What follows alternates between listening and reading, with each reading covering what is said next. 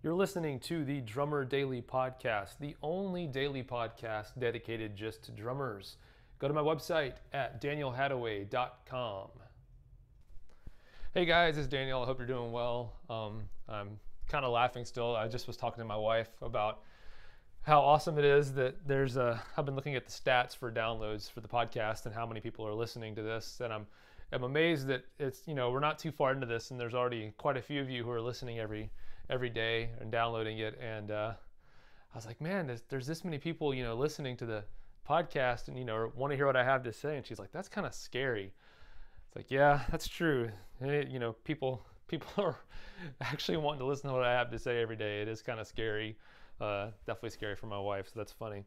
So today I'm really pumped. I wanted to share with you some more practical tips, like I promised last episode. And today I want to share with you 3 tips for tuning a snare drum. And disclaimer on this is not the way to tune a snare drum. This is not necessarily the best way according to experts, whoever. But this is how I tune my snare drum, and I thought it would be worth it to mention it to you. I think I've alluded to this before in a previous episode. But here are my 3 tips. And if you saw me on live on Facebook earlier today, I mentioned these as well. So the first tip is this. Don't approach tuning your snare drum like you tune a tom. A lot of people are fighting against the tone coming out of their snare drum a lot of times, and the reason why they are fighting against it is because they are tuning it. They learned one way to tune a drum, and they use that method on every drum they tune. And snare drums are snare drums, toms are toms, and they are made different, and they are called different names because they are meant to sound different than each other.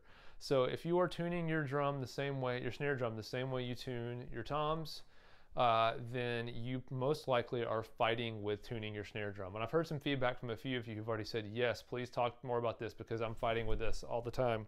So a lot of people run into that problem. They're tuning their snare drum the same way they tune their toms.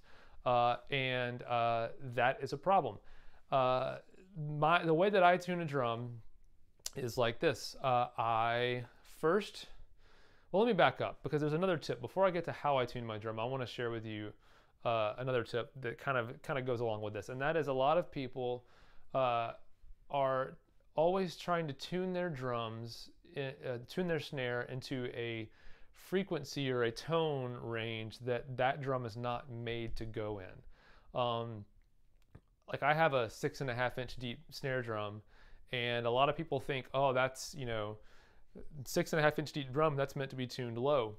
Well, the reality is that depth doesn't have a lot to do, or as much to do with the low frequencies coming out of your drum as other factors do. If you think about a concert bass drum, the proportions of a big bass drum, in an orchestra, a big boomy sound comes out of that. But you think about the relative depth of that drum to how big around it is, or its diameter, and it's really not that deep of a drum, but you still get a low sound. So that kind of proves the point there that it's not just the depth that's going to make your drum sound deep. Or think about a marching snare. Marching snare drums are super deep, but they have a really high sound that comes out of them. So it's more about this other factor, and the other factor is how thick your shells are. The thicker the shell, the higher the frequency naturally that wants to come out of the drum. Just as a kind of a general rule, and there's exceptions in different types of wood or metals and stuff.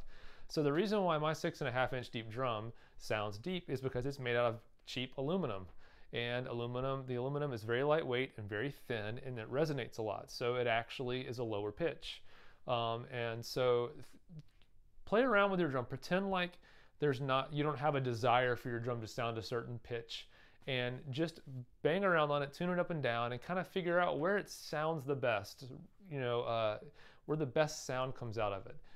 And then tune up or down from there a little bit to kind of get to the spot that you want it to go in. And there's nothing wrong with trying to force a drum to sound a different way than what it's naturally meant to do. But if you're having to fight with your drum all the time to get it to sound a different way, if you can afford it, maybe look at a different drum. If you can't, I always think that a good sounding drum outside the frequency that I want is always better than a really bad sounding drum that's down low or whatever, or really high the way I want it or think it should be. So don't fight your drum on the tone that comes out of it. Kind of go with the flow with it. All right, so back to how I tune my snare drum. So, like I said, this is the way I tune every snare drum, and this is just the way that I've developed over the years. The way that I tune a snare drum is first I tune the top head, and I tune the top head to whatever tone that I think the drum speaks at. Like I said before, based on the drum. So you kind of use that judgment, tune your drum, tune the top head that way. And then the bottom head, I actually tune my bottom snare drum head super tight. And I mean, like, you push on it and it almost feels like a tabletop, like almost no give at all.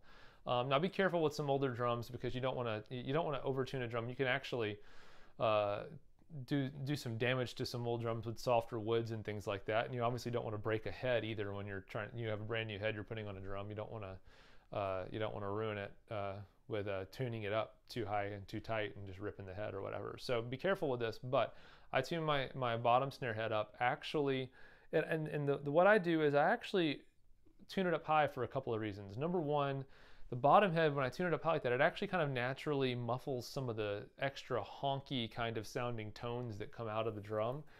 So it naturally has a shorter note that comes out of it, which is, for me, more desirable.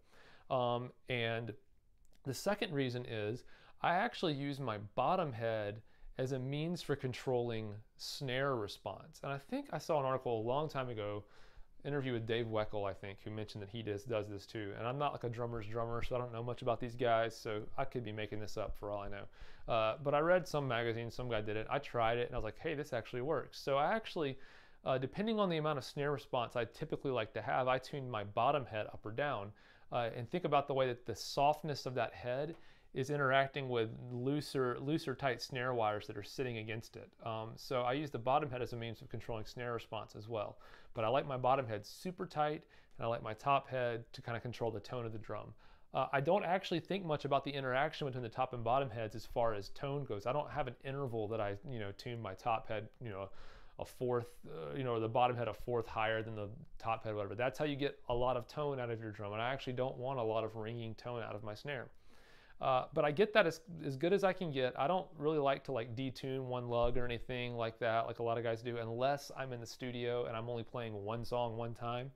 But detuning stuff like that doesn't really work when you're playing live for an hour and a half, every night. You gotta make a choice to take care of your drum and make sure the sound's gonna last the whole set.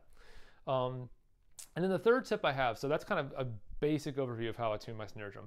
The third tip I have is, it's more of just an observation that you might want to make too.